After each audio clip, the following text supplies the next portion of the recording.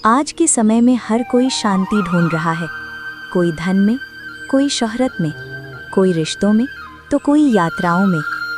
लेकिन क्या कभी आपने सोचा है कि जो मन हमेशा भागदौड़ में लगा है, उसे असली शांति आखिर मिलेगी कैसे? आइए इस सवाल का जवाब हम ढूंढेंगे एक छोटी सी कहानी में और सुनेंगे भगवान राधे कृष्ण का संदेश। एक छोटे से गांव में गोपाल नाम का एक युवक रहता था। गोपाल का मन हमेशा अशांत रहता। कभी वो सोचता, अगर मेरे पास ज़्यादा पैसे होंगे तो मैं खुश हो जाऊंगा। कभी सोचता, अगर लोग मेरी तारीफ करें तो मुझे शांति मिलेगी। लेकिन हुआ उल्टा। जैसे जैसे वो बाहरी चीज़ों की तलाश में भागता, मन की बेचैनी और बढ़ती। रात को नींद नहीं आती, दिन में मन किसी काम में नहीं लगता।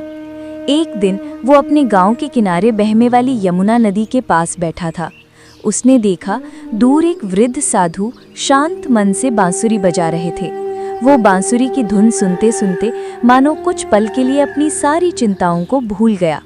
गोपाल ने साधु से पूछा, बाबा, आप हमेशा इतने शांत कैसे रहते हैं? क्या आपके पास कोई विशेष शक्ति है?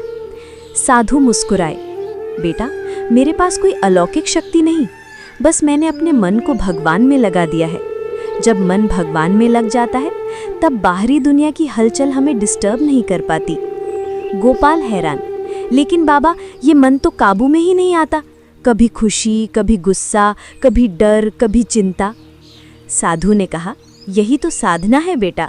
आओ, मैं तुम्हें एक कहानी सुनाता हूँ, राधा कृष्ण की। बहुत समय पहले वृंदावन में गोपियाँ हर समय कृष्ण के पास रहना चाहती थीं, लेकिन कृष्ण कभी कभी अचानक गायब हो जाते थे और गोपियाँ बेचैन होकर उन्हें ढूंढने लगतीं। एक दिन राधा भी बहुत बेचैन हो गई। उन्होंने मन ही मन कहा, हे कान्हा, आप कहीं भी रहें, लेकिन कृपा कर मेरे मन में सदैव बसे रहें, ताकि मुझे आपकी खोज में भटकना न पड़े। कृष्ण मुस्कुराए और बोले, राधे, यही तो शांति का रहस्य है। जब तुम बाहर खोज छोड़कर भीतर खोजने लगो, तब तुम मुझे पाओगी, और सच्ची शांति भी। साधु बोले, बेटा, मन की शांति का रास्ता बाहरी दुनिया में नहीं, भीतर है। हम जो भी चाहते हैं, मान, धन, सुख, सब अस्थायी है। सच्ची शांति तब आती है जब मन भगवान में टिक जाता है। इसके लिए 3 बातें याद रखो। 1. स्मरण, दिन में कई बार राधे कृष्ण का नाम लो, चाहे धीरे से ही सही। 2. सेवा, निस्वार्थ भाव से किसी की मदद करो, चाहे छोटी हो या बड़ी। 3. समर्पण, जो हो रहा है उसमें भगवान की लीला समझो और स्वीकार करो। गोपाल चुपचाप सुनता रहा। उसे लगा मानो साधु की बातें सीधे उसके दिल में उतर गईं। उस दिन के बाद गोपाल ने रोज सुबह यमुना किनारे बैठकर राधे कृष्ण का नाम जपना शुरू कर दिया। धीरे धीरे उसकी चिंता कम होने लगी। रात को नींद आने लगी, चेहरे पर मुस्कान लौट आई।